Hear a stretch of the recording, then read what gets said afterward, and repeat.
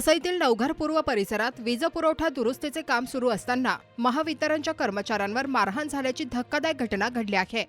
या प्रकरणी माणिकपूर पोलीस ठाण्यात तिघांविरोधात गुन्हा दाखल करण्यात आला असून पोलिसांकडून पुढील तपास सुरू आहे।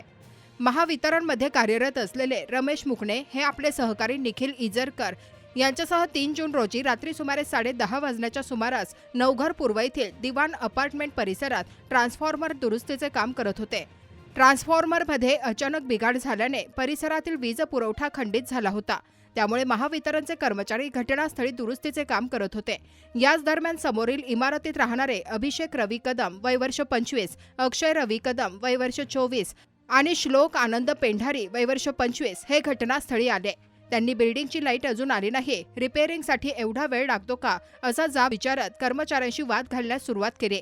काही वेळातच हा वाद विकोपाला गेला। संबंधितांनी शिवीगाळ करत महावितरण कर्मचाऱ्यांना मारहाण केल्याचा आरोप तक्रारीत करण्यात आला आहे। तसेच वाद सोडवण्यासाठी आलेल्या इमारतीच्या वॉचमनलाही धक्काबुक्की करण्यात आली। या घटनेत वॉचमनच्या कानाला दुखापत झाली असून तक्रारदार रमेश मुकणे यांच्या मानेवर मार लागून सूज आल्याचे नमूद करण्यात आले आहे। सरकारी कर्तव्य बजावत असताना महावितरण कर्मचाऱ्यांवर झालेल्या या हल्ल्यामुळे परिसरात संताप व्यक्त होत आहे।